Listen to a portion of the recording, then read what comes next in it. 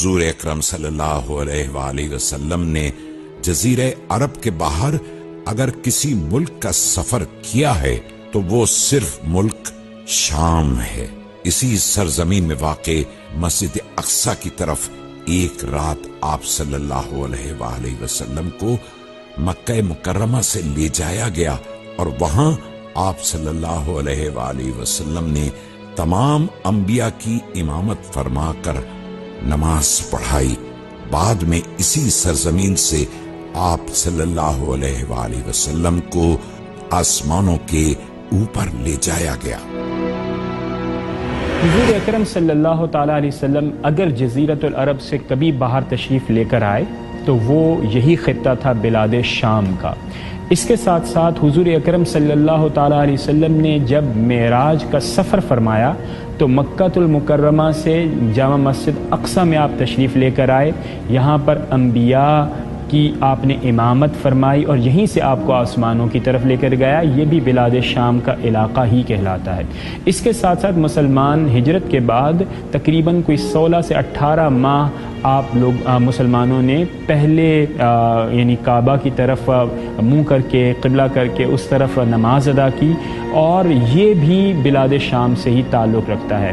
تو اس لحاظ سے دیکھا جائے تو بلاد شام اسلام کی تاریخ میں اور حضور اکرم صلی اللہ تعالیٰ علیہ وسلم کی زندگی میں ایک اہمیت حاصل رکھتا ہے۔ ملک شام میں دین اسلام پہنچنے تک تقریباً 1500 سال سے سریانی زبان بولی جاتی تھی، لیکن ملک شام کے باشندوں نے انتہائی خلوص و محبت کے ساتھ دین اسلام کا استقبال کیا اور بہت کم عرصے میں عربی زبان ان کی مادری و اہم زبان بن گئی۔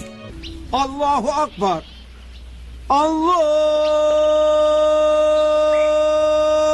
اکبر۔ بڑے بڑے جید محدثین، فقہاء و علماء کرام اس سرزمین میں پیدا ہوئے۔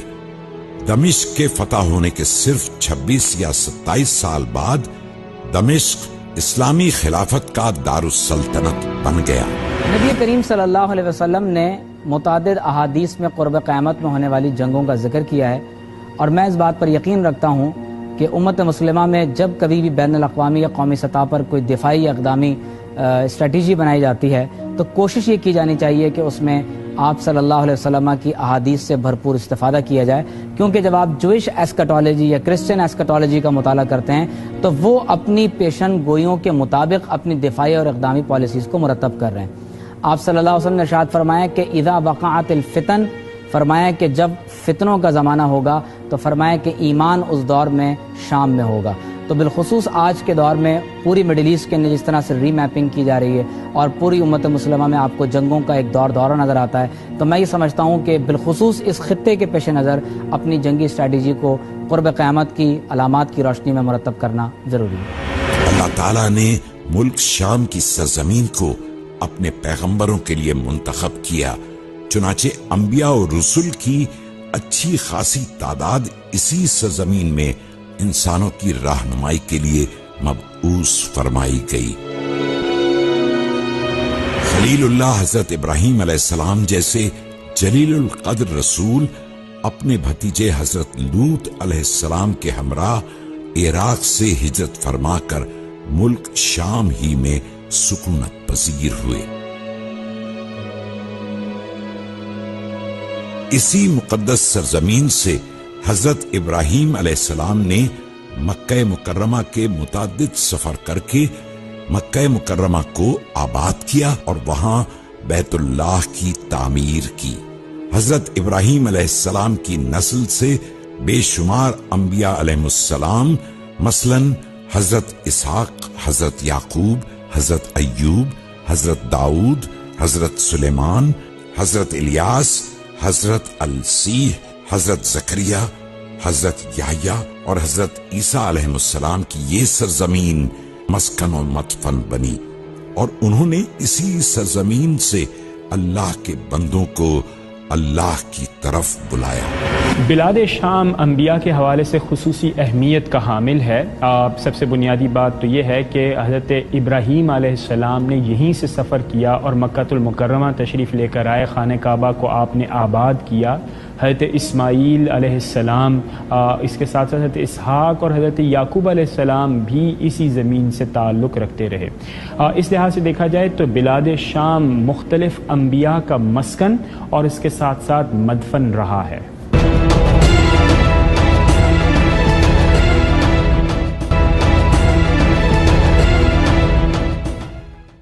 قیامت کی بعض نشانیوں کا ظہور بھی اسی مقدس سرزمین پر ہوگا۔ چنانچہ حضرت مہدی اسی سرزمین سے مسلمانوں کی قیادت سنبھالیں گے۔ دمشق کے مشرق میں سفید مینار پر نماز فجر کے وقت حضرت عیسیٰ علیہ السلام کا نزول ہوگا، اور اس کے بعد حضرت عیسیٰ علیہ السلام امت مسلمہ کی باغ ڈور سنبھالیں گے۔ دجال اور یاجوج ماجوج جیسے بڑے بڑے فتنے بھی اسی سرزمین پر ختم کیے جائیں گے۔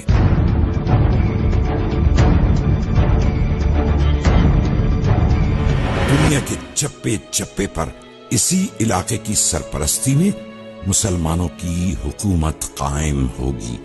یمن سے نکلنے والی آگ لوگوں کو اسی بابرکت سرزمین کی طرف ہانک کر لے جائے گی، اور سب مومنین اس مقدس سرزمین میں جمع ہو جائیں گے، اور پھر اس کے بعد جلد ہی قیامت قائم ہو جائے گی۔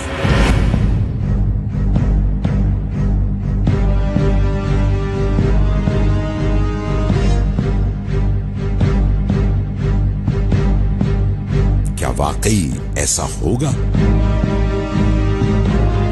روایات کے مطابق جو قیامت کے قریب جو بہت ساری نشانیاں بیان کی گئی ہیں، ان میں سے بہت ساروں کا تعلق جغرافیائی اعتبار سے سرزمین شام سے ہے۔ جیسے سفیانی کا خروج جو ہے وہ شام کے علاقے یابس سے ہوگا، جو اردن اور فلسطین کے قریب ہے اور شام کے بہت ہی نزدیک یہ علاقہ پایا جاتا ہے۔ اس کے علاوہ یاجوج ماجوج کے بارے میں ہمیں روایات کے اندر ملتا ہے۔ ان کے بارے میں کہا جاتا ہے کہ یہ اسی علاقے میں آئیں گے اور وہاں پر بہت ساری تباہی پھیلائیں گے۔ اور دجال کے حوالے سے بھی روایات کے اندر ملتا ہے، دجال بھی فلسطین اور اردن اور اسی طرح شام کے ملحقہ علاقوں سے جو ہے وہ تباہی پھیلاتے ہوئے اور لوگوں کو گمراہ کرتے ہوئے آگے بڑھ جائے گا۔ تو اور امام مہدی علیہ السلام اور حضرت عیسیٰ علیہ السلام جب تشریف لائیں گے تو ان باطل طاقتوں کے ساتھ ان کا جو مقابلہ ہوگا وہ اسی سرزمین کے اوپر ہوگا۔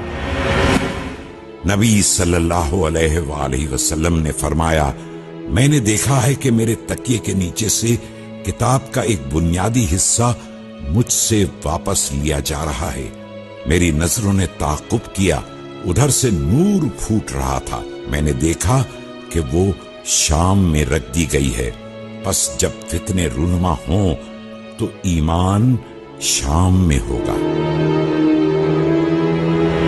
زید بن ثابت رضی اللہ تعالی عنہ بیان کرتے ہیں، رسول اللہ صلی اللہ علیہ وآلہ وسلم نے فرمایا، شام کے لیے خوشحالی ہے۔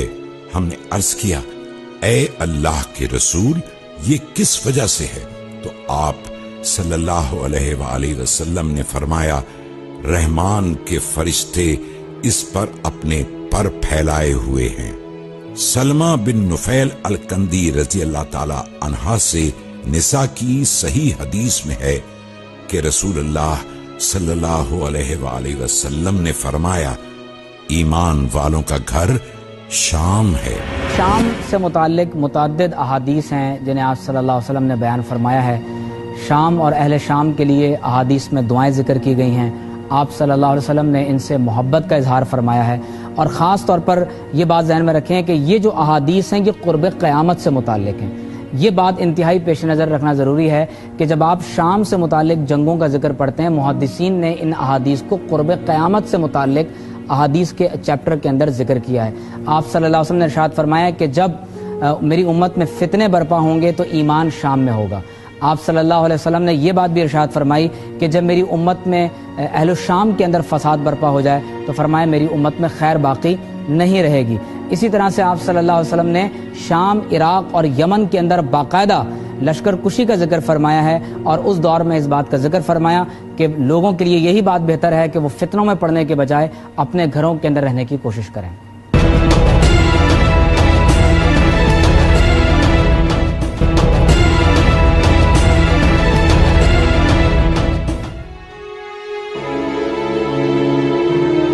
شام وہ زمین ہے جہاں آخری بار جمع کیا جائے گا اور جہاں محشر ہوگا۔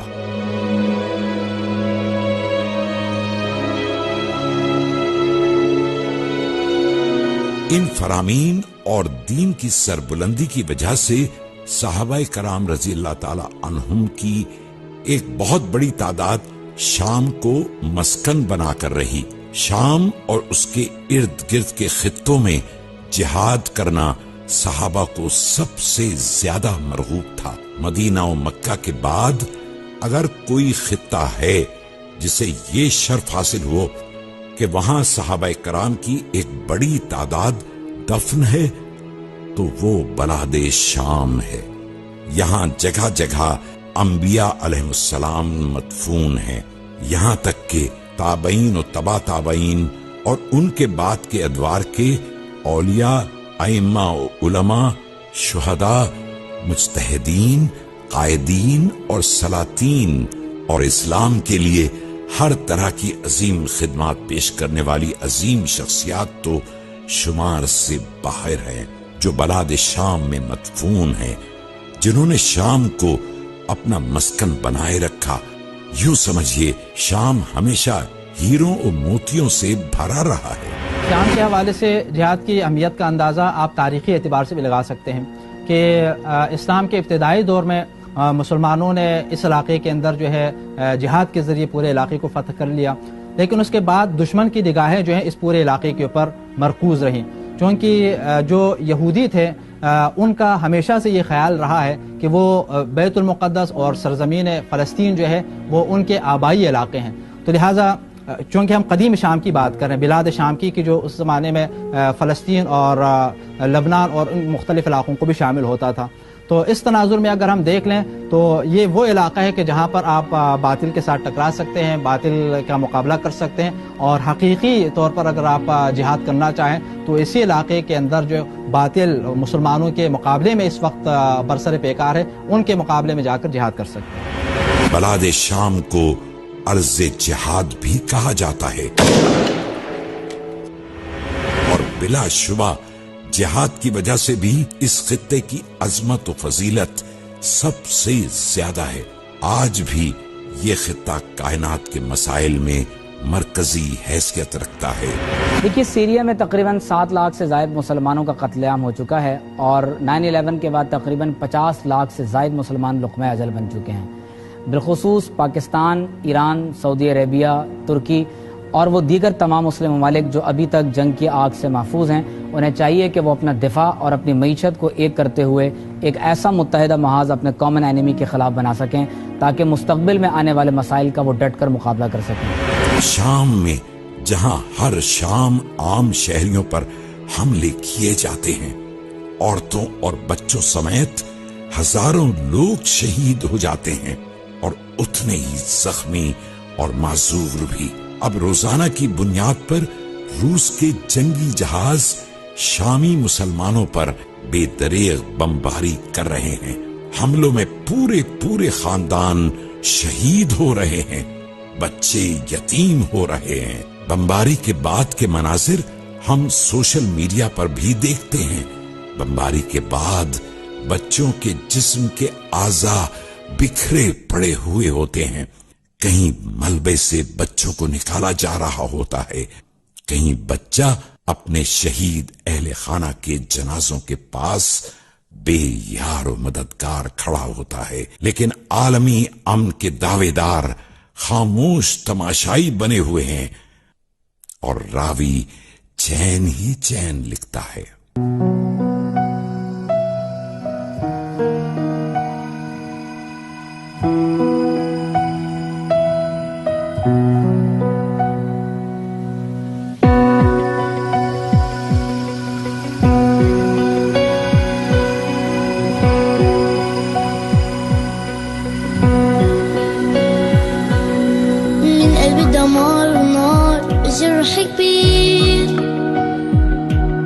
الصوت العالي بدي اقول بس الصوت صغير، يمكن نحن اولاد صغار بس صرختنا من القلب، بدنا نمحي كل